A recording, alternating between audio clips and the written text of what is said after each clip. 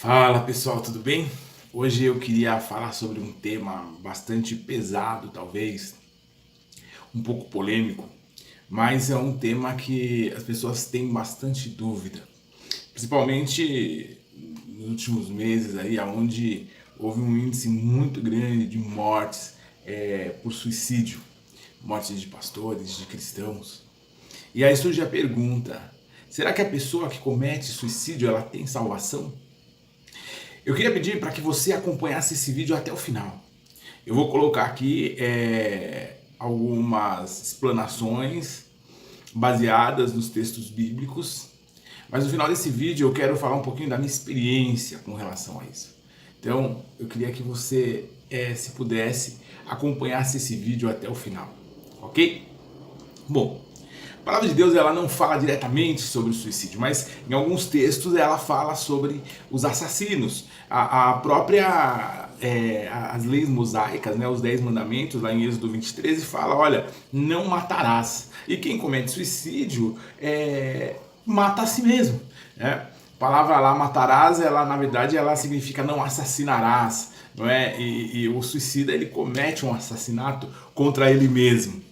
Existe também uma palavra lá em 1 Coríntios, capítulo 6, versículos 19 e 20, que fala sobre o templo do Espírito Santo. Que nós somos templo do Espírito Santo, né? E que devemos cuidar do nosso corpo como tal, como templo do Espírito Santo. Agora, veja só. Dizem que a depressão e as doenças de ansiedade elas são o mal do século. Mas se nós olharmos na história e na própria história da Bíblia, nós vamos ver que vários heróis da fé tiveram que lidar com questões de depressão e de ansiedade. Não é? Jó pede a morte, Elias lá em 1 Reis capítulo 3 versículo 4, ele pede a morte, porque não aguenta a situação que tem vivido. Não é? E Deus ele tem misericórdia ali e ele age e ele leva descanso, ele leva paz a essas pessoas. O apóstolo Paulo, em várias das suas cartas, ele incentiva e ele encoraja as pessoas a não se desanimarem, a vencerem o cansaço emocional, os medos, a ansiedade. A palavra ansiedade, ela significa dividido. Não é? A pessoa ela fica dividida ali entre os acontecimentos do momento e o futuro. Ela se perde nessa divisão de emoções, de sentimentos. A palavra de Deus ela diz também, lá em João, no capítulo 3, versículo 16, que Deus amou o mundo de tal maneira que Ele enviou o seu Filho unigênito, para que todo aquele que nele crê não pereça, mas tenha a vida eterna. E no versículo seguinte, 17, fala que Deus ele não mandou alguém que condenasse o mundo, mas ele mandou alguém que viesse para salvar o mundo. Se Deus quisesse condenar o mundo, ele mandaria um juiz, mas ele mandou um redentor que salvasse o mundo. O que me preocupa muito, me entristece e me deixa, assim, de certa forma,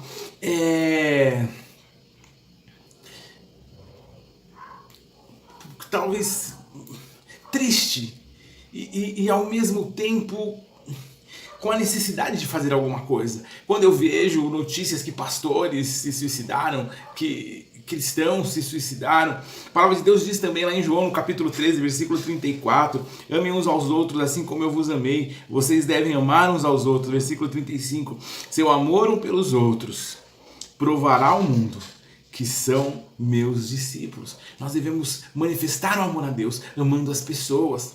E olha só, relatos de pastores, de evangelistas que saíram da igreja e foram para casa cometer suicídio. Pessoas que estavam desesperadas e que não conseguiram achar na igreja, achar no corpo de Cristo quem pudesse ajudá-los. Olha só, quando a gente ouve sobre o templo do Espírito Santo, Paulo fala do corpo, mas ele fala também, e ele quer trazer uma dimensão do corpo místico de Cristo. O corpo místico de Cristo, que são os cristãos conectados. Então a igreja, ela é o templo do Espírito Santo, não como uma placa, uma denominação, mas como corpo místico de Cristo.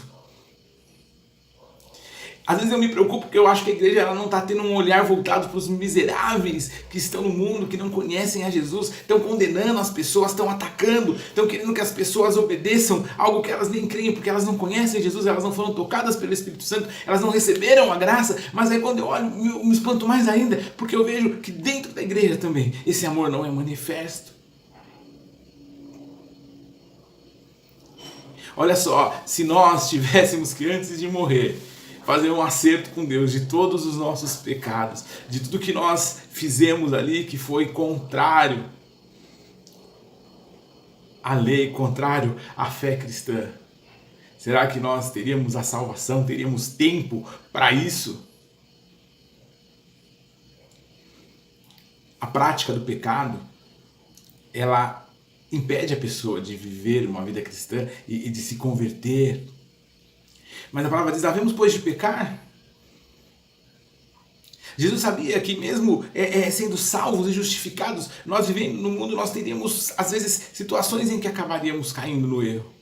Mas nós temos um advogado no céu, seu nome é Jesus Cristo, o justo. Nós não sabemos o que aconteceu com a pessoa naquele último instante de vida, um momento de fraqueza, uma pessoa que teve a vida inteira no altar de Cristo ali, mas ela teve um momento de fraqueza no final da vida dela. Eu creio que em muitos casos o Senhor visita com o seu perdão, porque a salvação não depende de nós, a salvação depende dele. Quando nós nos esforçamos para não pecar, quando nós nos esforçamos para fazer com que a vontade dele se cumpra na nossa vida, é porque nós queremos manifestar os frutos desse amor. Mas as nossas atitudes, elas não têm efeito nenhum na nossa salvação. Então eu acredito sim, que só quem sabe é Deus e a pessoa, mas que a misericórdia de Deus e a graça infinita de Cristo, ela alcança algumas pessoas que no momento de desespero acabam perdendo a própria vida.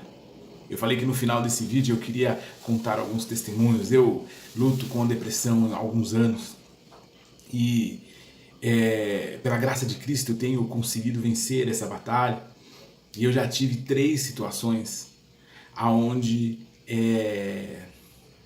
eu tive sentimentos suicidas. Dessas 3, 2 delas, eu cheguei bem perto disso. Eu não queria morrer, mas eu queria parar de pensar. Minha cabeça, ela pensava, ela fervilhava. Eu estava naquela ansiedade, dividido realmente. E nos 2 momentos, o Senhor teve misericórdia da minha vida. Em um deles, na verdade, olha, eu estava numa rodovia e eu com a cabeça fervilhando e tentando manter a fé e tentando adorar e tentando, mas não conseguia organizar meus sentimentos e me veio uma vontade tremenda de enfiar o carro atrás de uma carreta que estava na minha frente. E eu não sei o que aconteceu, mas alguns instantes depois eu estava num posto de gasolina parado. Eu pude louvar ao Senhor.